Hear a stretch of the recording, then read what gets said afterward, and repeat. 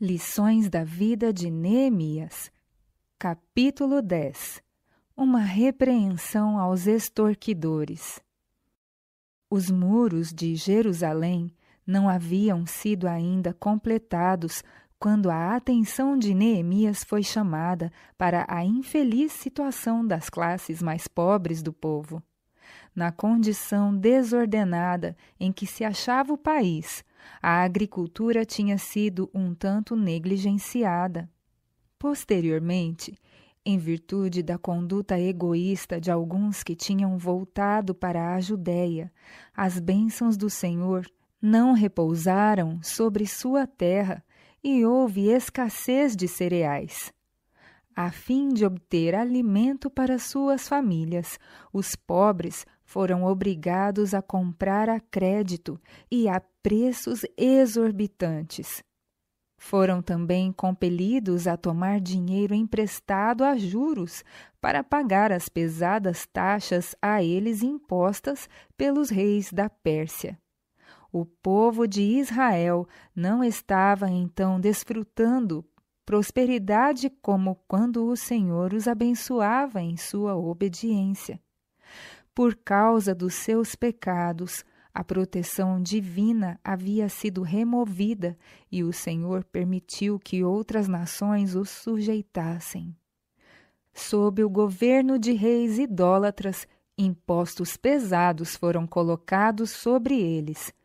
Propriedade, liberdade e vida pareciam à mercê desses ímpios poderes.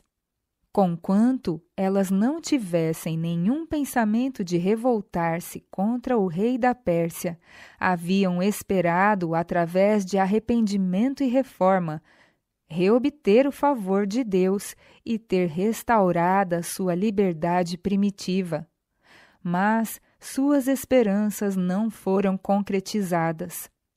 O dinheiro para o tributo do rei deveria ser recolhido a seu tempo. Para acréscimo à angústia dos pobres, os mais ricos entre os judeus tinham tomado vantagem de suas necessidades, enriquecendo-se dessa maneira, lançando hipotecas sobre as terras dos pobres e acrescentando-as às suas próprias enormes propriedades. Eles também exigiam usura de todo o dinheiro emprestado. Esse procedimento logo reduziu os infelizes devedores à mais profunda pobreza, e muitos tinham sido forçados a vender seus filhos e filhas como escravos. Parecia não haver esperança de que sua condição melhorasse, nem possibilidade de redimirem a seus filhos ou suas terras, nem qualquer outra perspectiva diante deles, exceto o perpétuo cativeiro. No entanto, eles eram da mesma nação, filhos do mesmo concerto, como seus irmãos mais favorecidos. Eles tinham a mesma afeição por seus filhos como os demais. Sua agonia não havia sido causada por indolência ou desperdício. Foram, sim, compelidos a contrair dívidas por causa da falta de colheitas e por pagarem pesadas taxas. Como último recurso, apresentaram seu caso diante de Neemias. O coração desse homem de Deus estava cheio de indignação enquanto ouvia sobre a cruel opressão existente entre o próprio povo. Ele resolveu que deveria ser feita justiça, mas não agiu imprudentemente no caso. Sentiu que Deus havia posto sobre ele grandes responsabilidades e que precisava ser fiel ao que lhe fora confiado. Ouvindo eu, pois, o seu clamor e estas palavras, ele diz: muito me enfadei e considerei comigo mesmo no meu coração. Ele tomou tempo para considerar bem o assunto e fazer planos. Com característica energia e determinação, ele exerceu sua influência e autoridade para o alívio de seus irmãos oprimidos. O fato de que os opressores eram homens ricos cujo apoio era grandemente necessário na obra de restauração da cidade e suas defesas, nem por um momento influiu em Neemias.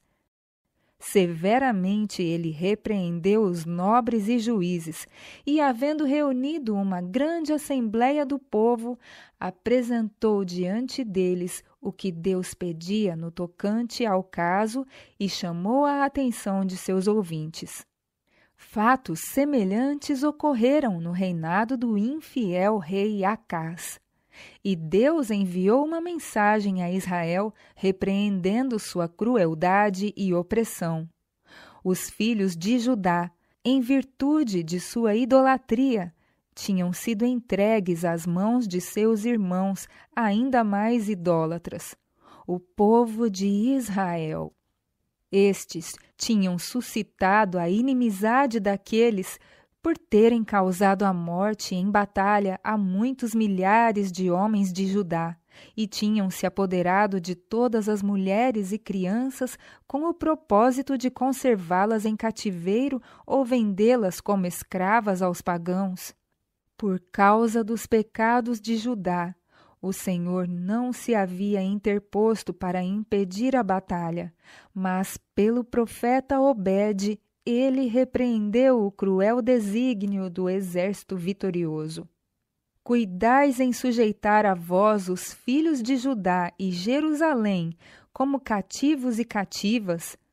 Porventura não sois vós mesmos aqueles entre os quais há culpas contra o Senhor vosso Deus?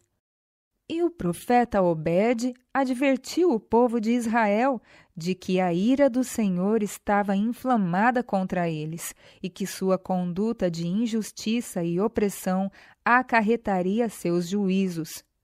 Ouvindo essas palavras, os homens armados deixaram os cativos e o espólio perante os príncipes e toda a congregação. Então, alguns líderes da tribo de Efraim tomaram os presos e vestiram do despojo a todos os que dentre eles estavam nus, e os vestiram, e os calçaram, e lhes deram de comer e de beber, e os ungiram, e a todos os que estavam fracos levaram sobre jumentos, e os trouxeram a Jericó, a cidade das palmeiras, a seus irmãos. Neemias desejava levar os ofensores a ver o real caráter de sua opressiva obra e envergonhar-se disso. E disse-lhes: Nós resgatamos os judeus, nossos irmãos, que foram vendidos às gentes, segundo nossas posses. E vós outra vez venderíeis vossos irmãos, ou vender-se-iam a nós? Neemias e outros haviam redimido alguns dos judeus que tinham sido vendidos aos pagãos, e ele então colocou sua conduta em contraste com a dos que, por amor de lucros mundanos, estavam escravizando seus irmãos. O temor de Deus deveria impedi-los de cometer tal injustiça. Neemias declarou aos governantes judeus, alguns dos quais eram culpados dessas práticas, que em lugar de julgar e punir outros criminosos, eles deveriam investigar seu próprio procedimento e cessar de uma vez por todas sua extorsão iníqua, por temor de tornar-se um opróbrio mesmo entre os pagãos. Neemias mostrou-lhes que ele próprio, estando investido da autoridade do rei da Pérsia, podia ter requerido grandes contribuições para o seu benefício pessoal. Mas, em vez disso, não havia tomado nem mesmo o que de justiça lhe pertencia e havia doado liberalmente para socorrer os pobres em suas necessidades. Os exploradores não tinham, portanto, a menor razão para prosseguirem com essa prática. Ele repreendeu fortemente os juízes judaicos que eram culpados de extorsão, para que pusessem fim a essa obra iníqua, restituíssem as terras dos pobres, bem como o dinheiro que lhes haviam arrancado com as excessivas taxas de juros, e que lhes emprestassem sem hipoteca ou usura. Então disseram: restituir-lhe-emos, e nada procuraremos deles.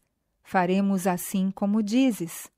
Então chamei os sacerdotes e os fiz jurar que fariam conforme esta palavra.